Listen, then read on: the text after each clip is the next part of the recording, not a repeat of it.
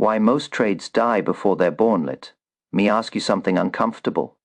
Because Jesse Livermore learned early that discomfort is where truth lives. How many of your worst trades felt urgent? Not dangerous, not complex, urgent. They arrived with speed, with noise, with a subtle pressure that whispered, if you don't act now, you'll miss it. Livermore knew that whisper well. He called it the most expensive voice on Wall Street, the voice that pretends to be intuition but is really fear wearing a clever disguise. You didn't plan those trades calmly. You didn't arrive at them with neutrality. You reacted. A candle moved too fast. A level broke with violence. The tape accelerated. The market leaned toward you and told a story that felt personal, almost intimate, as if it had chosen you in that moment. And suddenly, click, you were in. Later, when the trade failed, you told yourself the setup was wrong.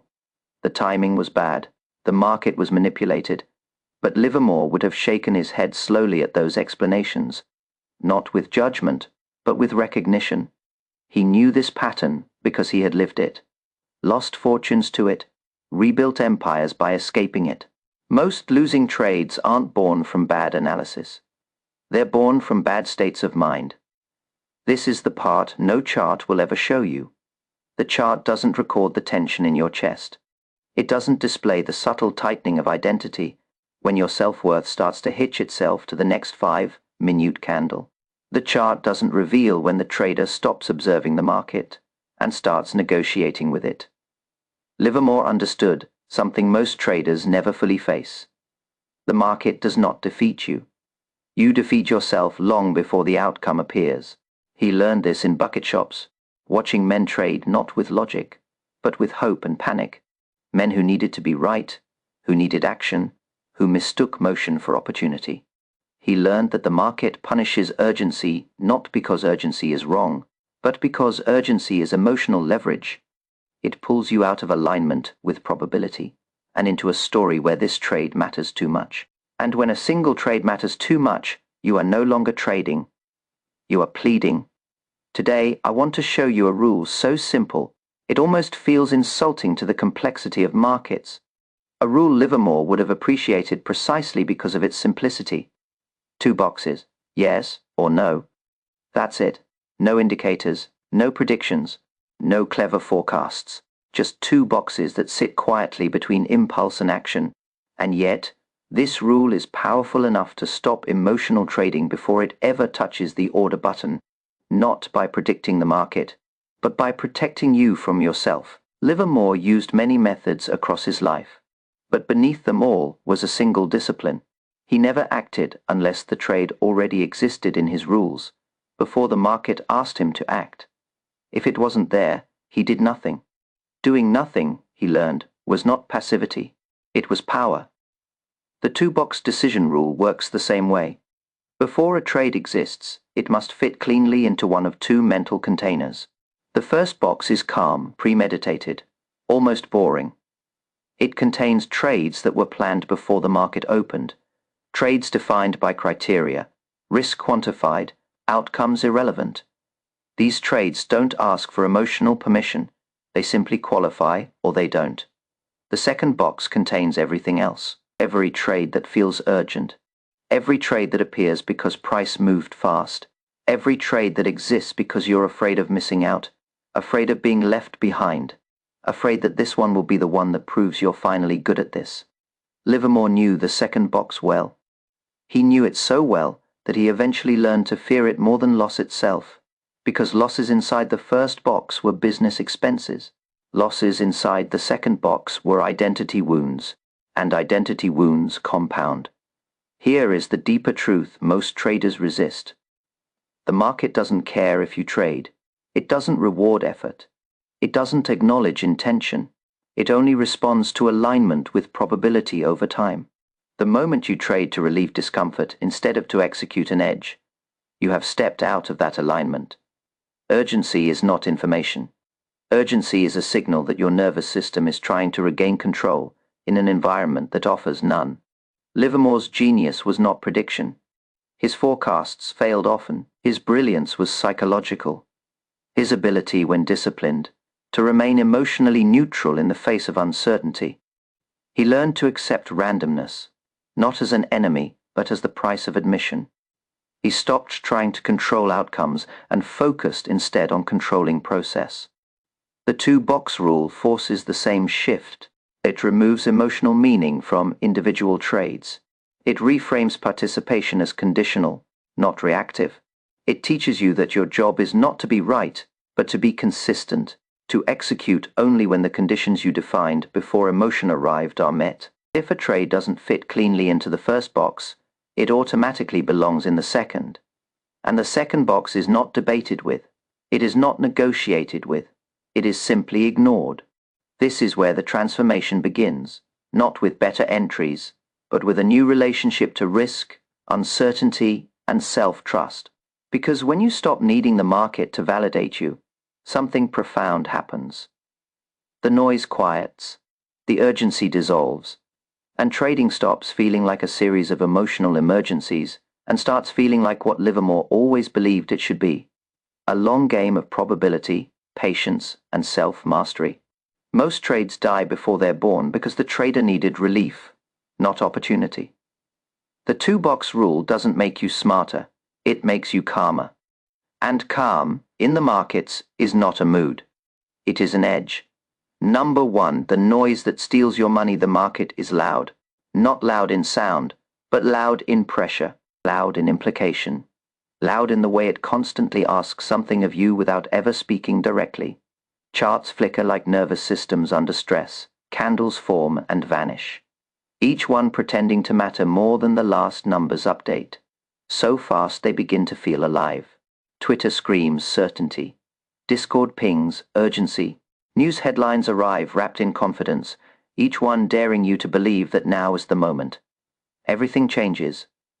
Every tick asks you a question. Are you smart enough to act right now? Most traders never realize how dangerous that question is, because it frames trading as a test of intelligence in the moment, as if success belongs to the fastest thinker, the quickest analyst, the sharpest mind under pressure. And so they lean forward. They focus harder. They think more. They try to solve the market as it moves. That's how the noise steals their money. Here is the truth. Most traders never fully accept. Even after years of experience, the market does not reward intelligence in the moment. It does not care how quickly you can interpret a candle, or how eloquently you can explain a move after it happens. It does not bow to cleverness under pressure. The market rewards prepared indifference. That phrase feels almost offensive when you first encounter it. Indifference sounds lazy, detached, as if you don't care. But Jesse Livermore understood that indifference, properly cultivated, is not apathy. It is psychological armor. Livermore lived in an era without screens screaming at him every second. Yet he faced the same noise in a different form. Tip sheets whispered secrets. Messengers ran through offices with rumors. Other traders crowded the pits, shouting conviction into the air. The noise was slower, but no less seductive. It promised insight. It promised advantage. It promised belonging to those who acted. And Livermore learned, painfully and repeatedly, that the noise was not information. It was temptation. Noise pulls you into thinking at the wrong time. It invites analysis after the window for preparation has already closed. It demands decisions in an emotional state rather than a rational one. It turns trading into a performance where every moment feels like a chance to prove something. Intelligence, courage, relevance, worth. Professionals do the opposite. They reduce thinking before the trade. This is one of the most counterintuitive truths in trading, and one of the most liberating. The amateur believes success comes from thinking better in real time. The professional knows success comes from thinking less in real time, because the thinking has already been done. Livermore didn't trade ideas. He traded conditions. That distinction is everything. Ideas are fluid. They argue back. They evolve under pressure. They invite ego into the conversation. An idea can always be defended, adjusted, rationalized. Ideas are perfect fuel for emotional trading because they feel intellectual while quietly bypassing discipline. Conditions are rigid. Conditions do not care how you feel. They do not respond to urgency. They either exist or they do not. Livermore learned to define his conditions in advance. When his mind was clear and his identity was not on the line, price at a certain level, market behavior aligned with his thesis, risk quantified and acceptable, no ambiguity. If the conditions weren't met, he did nothing. No debate, no negotiation, no internal monologue trying to salvage a reason to act. Doing nothing was not a failure of courage. It was an expression of mastery. This is where most traders break. Noise hates stillness. Noise wants motion because motion creates emotional engagement. It pulls you into reacting, into interpreting, into narrating the market as if it were speaking directly to you. And once you're emotionally engaged, neutrality is gone. Now every tick matters. Every fluctuation feels personal. Every pause feels like a threat. Structure wants you neutral. Structure removes the need to interpret every movement. It replaces moment to moment intelligence with pre-commitment. It tells you, quietly and firmly, that your job is not to answer the market's questions, but to wait for it to answer yours. Livermore understood that the hardest skill in trading is not knowing when to act, but knowing when not to. He knew that most losses don't come from being wrong about direction. They come from being involved when you had no statistical reason to be involved at all. The noise tries to convince you that opportunity is constant, that absence from the market is absence from progress. It whispers that if you don't act now, you'll be left behind, outpaced, forgotten. That whisper is not about money. It's about identity. And once trading becomes a way to affirm who you are no longer trading probabilities. You are trading emotions. Prepared indifference is the antidote. It is the state where you are fully aware of the market, but not emotionally invested in its immediate movements, where you are present without being reactive, where you observe without interpreting meaning into every fluctuation. In that state, noise loses its power. The chart becomes what it always was. Information, not invitation. Price becomes data, not judgment. Movement becomes neutral, not urgent. And you begin to experience a strange shift. Trading stops feeling like a constant decision. Making battle and starts feeling like a patient filtering process. Most of the time, the answer is no. Livermore accepted this, long before most traders are willing to. He accepted that his edge did not come from constant participation, but from selective engagement. He trusted that missing trades was not failure, but protection. He understood that consistency is built not by catching every move, but by avoiding the ones that never belong to you in the first place. The noise will always be there. The question is whether you will still be listening when it speaks. Because the moment you stop answering every tick, every ping, every flicker with your attention, something profound happens. You reclaim your mental capital. You step out of the market's emotional gravity. And for the first time, you are no longer being tested by the market. You are simply waiting for your conditions to exist. And that is where real trading begins. Number 2, the 2 boxes, yes or no. Nothing else. Imagine 2 boxes in front of you. They are unremarkable.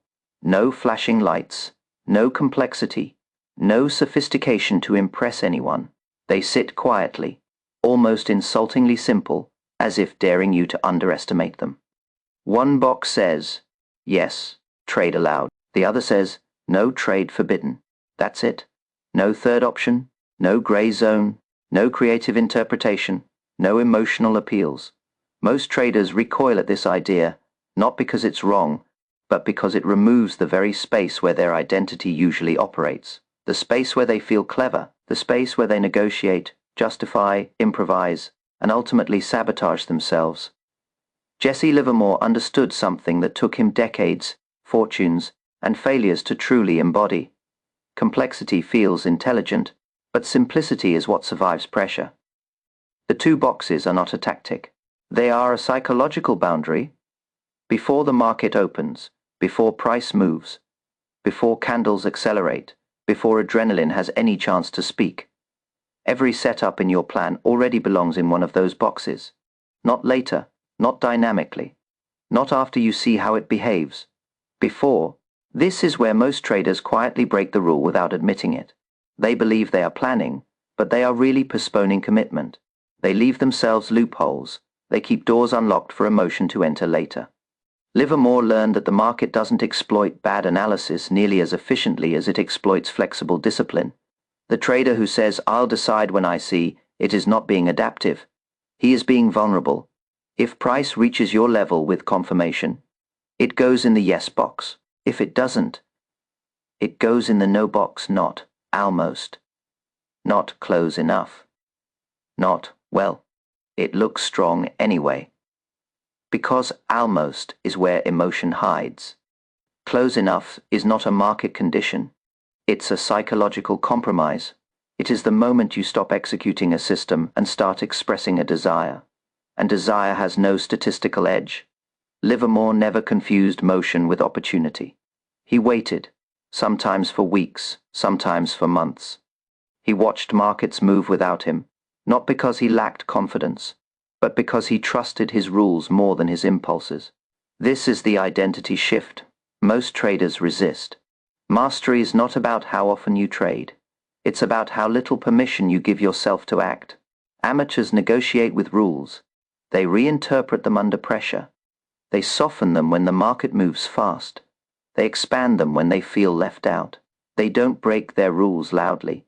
They bend them quietly, telling themselves it's still discipline because it's subtle. Professionals obey rules, not because rules are sacred, but because obedience removes internal conflict. When the rule is clear, the mind is calm, there is nothing to argue about. No internal courtroom where emotion plays both lawyer and judge. Livermore discovered that most emotional pain in trading does not come from loss. It comes from self-betrayal, from knowing, deep down, that you acted without permission, that you crossed your own boundary. The two boxes eliminate that pain at the source.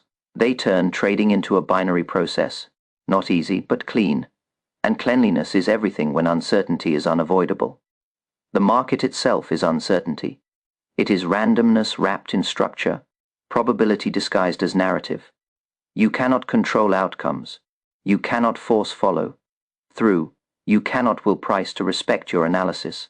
Your job is not to eliminate uncertainty. Your job is to eliminate ambiguity in yourself. The two boxes do that. They force you to define certainty where it is actually possible. Not in prediction, but in behavior. You cannot know what the market will do next, but you can know exactly what you will do under specific conditions. That is real control. Livermore stopped trying to be right. He focused on being aligned with his edge, aligned with his rules, aligned with the truth that no single trade mattered, but consistency over time mattered deeply. When you truly adopt the two-box mindset, something subtle but powerful happens. You stop feeling chased by the market. You stop feeling tested by every candle. You stop experiencing trades as personal decisions and start experiencing them as procedural events. A setup either qualifies or it doesn't. Yes or no, nothing else. And in that simplicity, fear loses leverage, ego loses oxygen. The need to be right dissolves into the discipline to be consistent. Because when your rules decide, not your emotions, you finally understand what Livermore spent a lifetime learning. The market may be uncertain, but you don't have to be. Number 3. Why thinking more makes you worse. Here is the paradox that destroys more traders than bad strategies ever will. The more you think during the trade, the less disciplined you become. At first, this feels wrong, almost irresponsible. Thinking is supposed to be good. Thinking is associated with intelligence, caution, maturity. We're taught from the beginning that better outcomes come from deeper consideration, sharper reasoning, faster analysis. So when the market moves and your mind accelerates with it, it feels like you're doing the right thing. But Jesse Livermore learned, through ruin, recovery, and repetition, that thinking under pressure is not clarity. It is emotional justification in disguise. When the trade is live, the environment has already changed. Risk is no longer abstract. Uncertainty is no longer theoretical. Your capital is exposed, and with it, your identity. In that state, Thinking is no longer neutral, it is compromised. Every thought is subtly biased toward relief. Relief from fear, from doubt, from the discomfort of not knowing. This is why traders who pride themselves on intelligence often struggle the most. They trust their ability to reason in real time, not realizing that the very act of reasoning mid-trade is often an attempt to regain control over something that cannot be controlled. Livermore didn't lack brilliance. He had it in abundance. But his greatest losses came, not when he was wrong about the market, but when he believed his intelligence could rescue him from violating his own process. He learned the hard way that once a trade is on, thinking becomes dangerous because it tempts you to interfere. You don't need brilliance in execution. You need binary clarity. Binary clarity is the absence of debate. It is the removal of interpretation at the moment of action. It is knowing in advance exactly what qualifies and exactly what disqualifies, and refusing to invent new criteria once emotion is involved. Look at professions where failure carries immediate, irreversible consequences. Pilots do not debate mid-air. Surgeons do not improvise incisions, not because they lack skill, but because chaos punishes creativity. They follow checklists. Checklists exist not to insult intelligence, but to protect it. They acknowledge a hard truth under stress. Even the smartest minds become unreliable, memory distorts. Confidence fluctuates. Ego interferes. The checklist does not ask how you feel about the situation.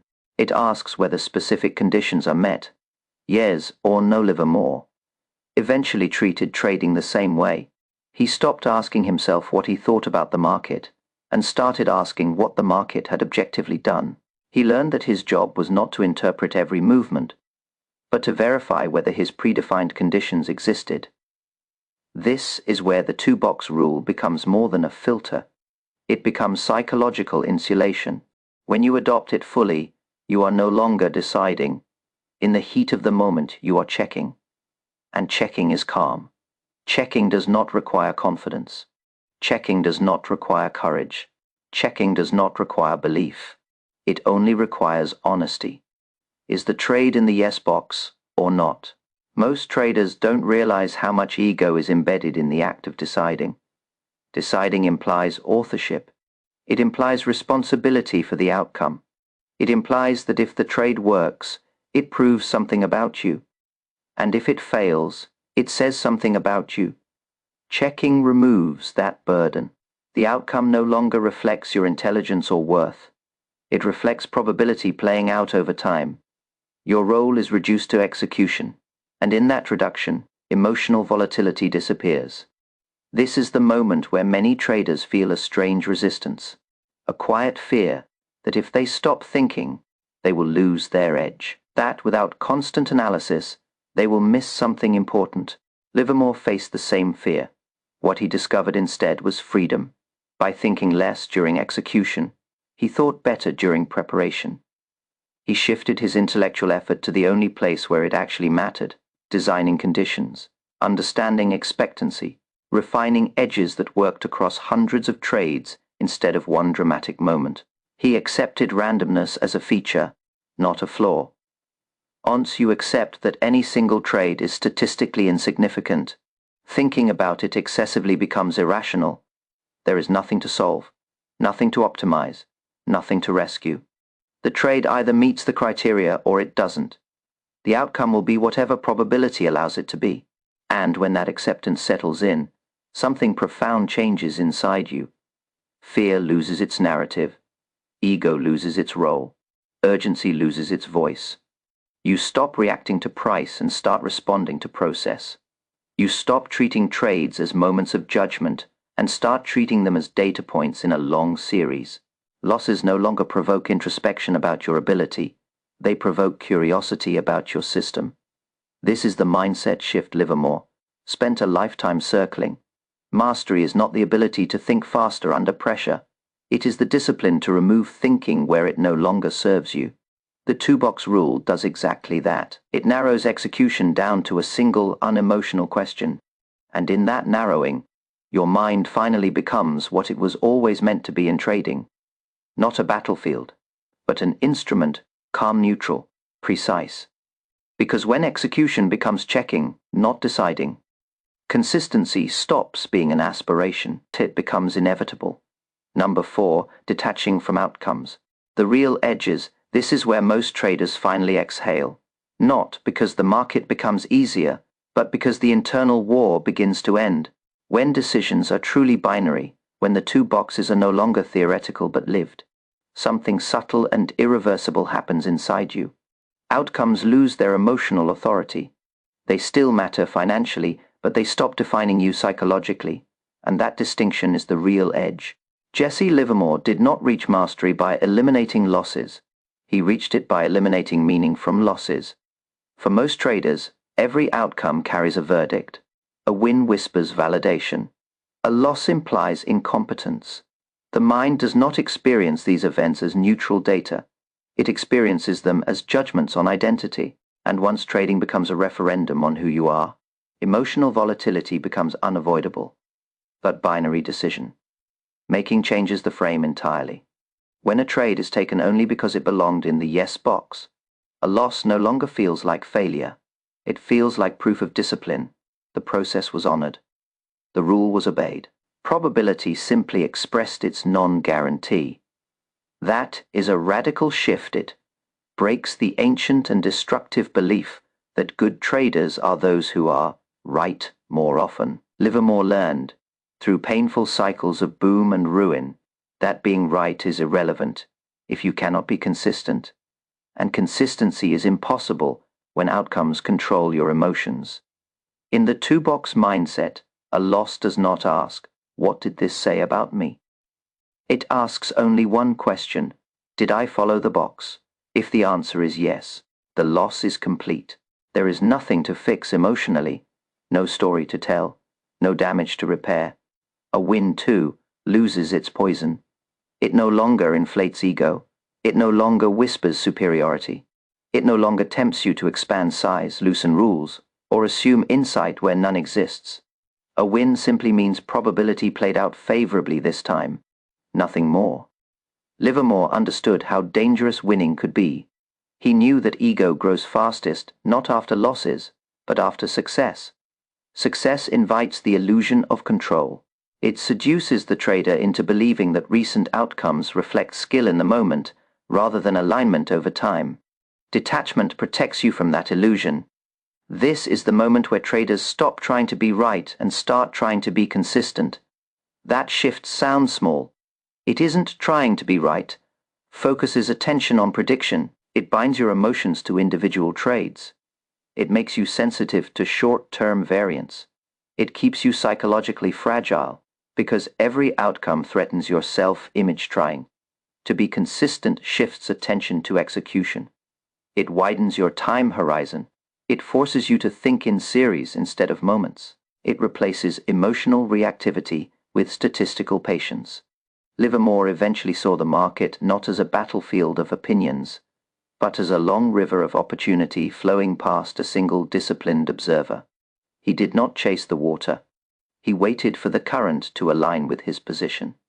This is emotional neutrality, not numbness, not detachment from reality, not indifference to risk. Clarity. Clarity is the absence of internal conflict. It is the state where your rules and your actions no longer argue with each other, where fear no longer negotiates, where ego no longer demands recognition, where the outcome of any single trade feels appropriately small relative to the whole. In that state, the market stops feeling personal. Price no longer feels like feedback on your intelligence. Drawdowns no longer feel like character flaws. You stop narrating your performance in emotional terms and start observing it in mathematical ones. Expectancy replaces hope. Process replaces prediction. Probability replaces belief. Livermore learned that confidence built on outcomes is brittle. It expands and collapses with every win and loss. But confidence built on process is quiet. It does not announce itself. It does not need reinforcement. And that kind of confidence is dangerous, not to you, but to the market. Because a trader who is emotionally neutral cannot be manipulated by noise, cannot be rushed by urgency, cannot be seduced by narrative. He does not need to act to feel competent. He does not need to win to feel whole. He executes over and over. The market becomes what it always was, an uncertain environment offering probabilistic rewards to those who can behave consistently inside uncertainty. And this is the paradox Livermore ultimately embodied. When you stop caring about individual outcomes, your results improve. Not because you are detached from performance, but because you are finally aligned with how performance actually emerges. Consistency is not forced. It is allowed. It emerges naturally when the trader no longer needs the market to say anything about who they are. When self-worth is removed from the equation, execution becomes clean. And when execution is clean, probability finally has room to work. That is the real edge, not prediction, not brilliance, not intensity, but the quiet, unshakable confidence of a trader who knows that mastery is not proven by outcomes, it is revealed by behavior. Number 5. The moment you start trading like a pro, here's a question worth sitting with, one that Jesse Livermore would have recognized instantly, because it haunted him long before it clarified him.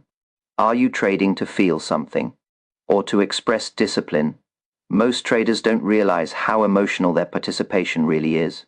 They believe they are chasing profit, but what they are often chasing is sensation, relief from boredom, escape from uncertainty, validation after a loss, excitement when the market moves fast enough to drown out doubt. Livermore learned, painfully, that the market is an extraordinarily efficient mirror. It reflects your internal state back at you with ruthless accuracy. Trade from restlessness, and you will find chaos. Trade from fear, and you will find regret. Trade from excitement, and you will find excess. Professionals do not trade emotions. They trade permission. Permission is quiet. It does not rush you. It does not demand action. It does not care how long you have been waiting or how many candles have passed without you. Permission exists only when predefined conditions are met. Conditions established when the mind was clear and the ego had nothing at stake. This is where the identity shift happens. Amateurs experience rules as restrictions. They feel constrained by structure, because structure prevents emotional expression. Rules say no, when emotion wants yes. They block the impulse to participate, to prove, to belong.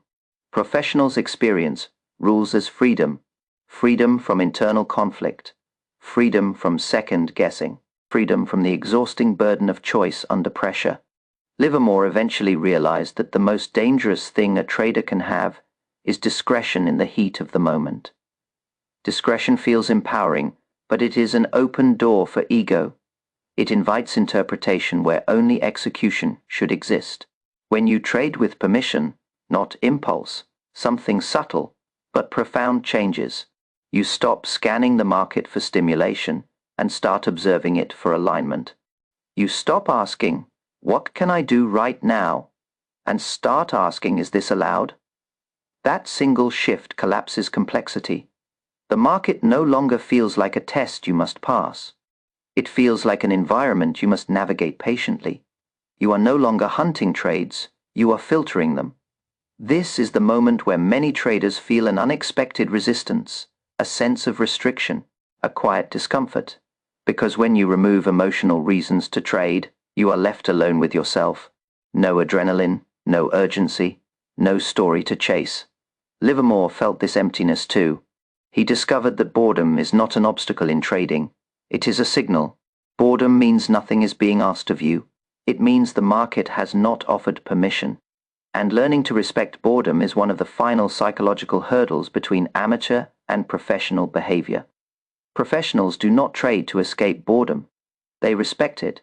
They understand that boredom is often the emotional cost of discipline. It is the price you pay to avoid the far more expensive emotions: panic, regret, revenge, and hope. This is where consistency begins to feel natural instead of forced.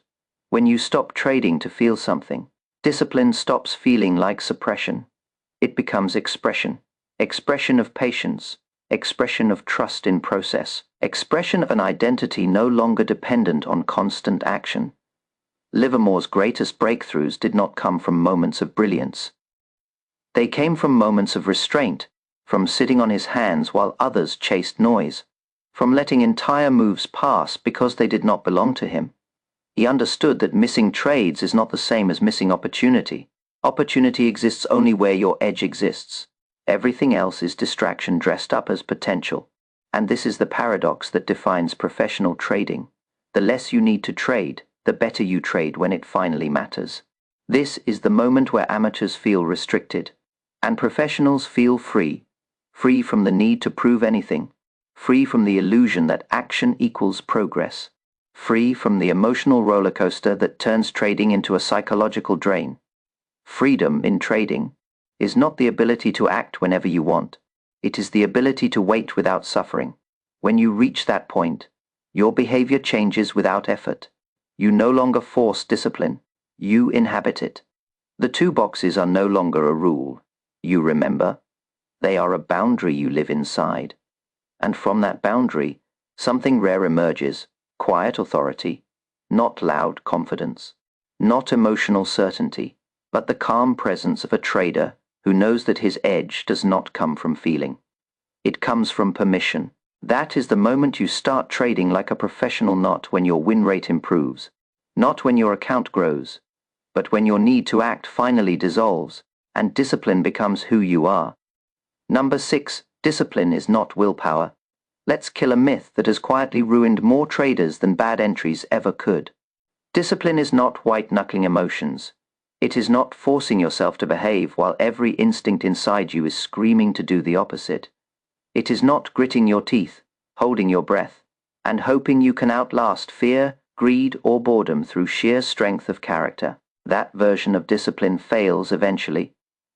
Every time Jesse Livermore learned this lesson the hard way. He was not weak-willed. He was not careless. In fact, his problem was the opposite. He believed for years that mastery meant having the strength to override emotion in the moment. And for a while, it worked. Until it didn't, because willpower is a finite resource and the market is infinite in its ability to exhaust it. True discipline is quieter than that. It is architectural. It is the design of systems that do not require emotional strength to function. Systems that assume you will feel fear, that expect excitement, that anticipate boredom, doubt, impatience, and ego, and neutralize them before they ever get a vote. The 2-box rule works not because it makes you stronger, but because it makes strength unnecessary. It shifts effort earlier, before the market opens, before price moves, before adrenaline enters the room. This is where amateurs and professionals fundamentally diverge. Amateurs try to control themselves during the trade. They monitor their feelings. They promise restraint. They tell themselves they'll stay disciplined this time. And when pressure arrives, as it always does, they are surprised when emotion wins. Professionals don't rely on restraint. They rely on design. Livermore eventually understood that if a rule needs willpower to be followed, it is already broken. A rule that requires emotional resistance is not a rule. It's a suggestion waiting to be ignored. So he designed his trading life to reduce decision, making at the worst possible moments. He committed in advance. He defined conditions so clearly that there was nothing left to interpret later. He removed flexibility where flexibility only served ego. The 2-box rule embodies that same philosophy. By the time the market is open, your job is no longer to decide. Deciding is exhausting. Deciding invites conflict. Deciding creates room for rationalization. Your job is to recognize, is this in the yes box or not? That's it. No effort, no debate, no internal struggle. And this is where something profound happens. Discipline stops feeling like pressure and starts feeling like relief. Because most traders are not tired of losing money. They are tired of making decisions. Every decision carries emotional weight. Every choice opens the door to regret. Every moment of discretion becomes a psychological tax, and over time, that tax compounds into fatigue, impulsiveness, and eventual breakdown. Most traders don't need more setups. They need fewer decisions. Livermore discovered this after years of oscillating between brilliance and destruction. His greatest consistency came Not when he found better trades, but when he found ways to not trade, when he narrowed participation so severely that only the cleanest opportunities remained. Fewer decisions mean fewer mistakes, not because you are smarter, but because you are less exposed to yourself. This is the irony of trading mastery. The less freedom you give your impulses, the more freedom you gain in your results. Structure does not cage the professional trader. It liberates him from emotional labor. When discipline is designed instead of enforced, something remarkable occurs. You stop feeling like you're constantly managing yourself. You stop watching your own reactions with suspicion. You stop fearing moments of weakness because the system already accounts for them. You are no longer asking, "Can I handle this?" You are asking, "Is this allowed?" And that shift removes the drama entirely. Livermore eventually learned that the market is not conquered by effort, but by alignment. Alignment between rules and behavior. Alignment between risk and temperament. Alignment between uncertainty and acceptance. The two-box rule is not about control. It is about surrendering control in the right place. Surrendering the illusion that you can outthink emotion in real time. Surrendering the belief that discipline comes from force. And embracing the truth that the most powerful traders are not the most intense. They are the most structured. When you understand this, trading becomes lighter, cleaner, almost boring in the best possible way. And boredom, as Livermore learned, is often the emotional signature of something done correctly. Because when there are fewer decisions, there are fewer mistakes. And when there are fewer mistakes, consistency is no longer something you chase. It is something you allow to emerge. Number 7, the shift, from reactive to relentless eventually. Something strange happens. Not all at once, not with fireworks or sudden certainty. It arrives quietly, almost unnoticed at first, like a muscle you didn't realize had strengthened until the weight feels lighter in your hands. You stop chasing trades. The impulse to hunt, to scan frantically, to feel as though opportunity is slipping past you begins to fade. The market can move without you now, and it doesn't provoke anxiety. Entire sessions can pass in silence, and that silence no longer feels like failure. You stop fearing losses, not because losses disappear, but because their meaning does. A loss is no longer a personal event. It does not whisper judgment. It does not demand emotional processing. It is simply a line in a series, a cost already accepted long before the trade was placed. You stop trying to outsmart randomness. This is perhaps the most important shift of all. Jesse Livermore spent years believing he could dominate the market through insight alone. He paid dearly for that belief. What finally grounded him was the acceptance that randomness is not a flaw in the market. It is the market, and fighting it is the most expensive mistake a trader can make. So instead, you wait calm, prepared, unimpressed by noise. Waiting stops feeling passive and starts feeling deliberate. You are not inactive, you are positioned. You are conserving emotional energy, protecting focus, maintaining neutrality. You are no longer reacting to the market's questions. You are waiting for it to answer yours. And when price finally enters the yes box, something remarkable happens. You execute without hesitation. Not because you feel brave, not because you feel confident, not because you feel certain, but because you already decided. There is no surge of adrenaline, no internal debate, no last-second analysis. The trade is not a moment, it is a continuation, a procedural act carried out with the same calm inevitability as checking a box that was defined long ago. This is what relentless actually looks like. Not aggression, not constant activity, not emotional intensity. Relentlessness is consistency without drama. Livermore's greatest periods of success were marked by this exact state. He was not frantic. He was not emotional. He was not obsessed with being right. He was simply aligned, executing his edge when it appeared, and standing aside when it didn't. The amateur trades to feel involved, the professional trades to express alignment. That is the shift from reactive to relentless, from emotional to procedural, from hope driven to expectancy driven. You begin to experience the market differently. Price no longer feels like a force acting on you. It feels like a flow you are stepping into only at precise moments. You are no longer wrestling uncertainty, you are coexisting with it. And this is where true confidence emerges, not the loud kind that announces itself after wins, not the fragile kind that collapses after losses, but a quiet, grounded certainty rooted in behavior rather than belief. You trust yourself, not because you know what will happen next, but because you know exactly what you will do regardless of what happens next. That is mastery. The market stays uncertain. It always will, no rule, no system, no legend, not even Jesse Livermore, ever change that.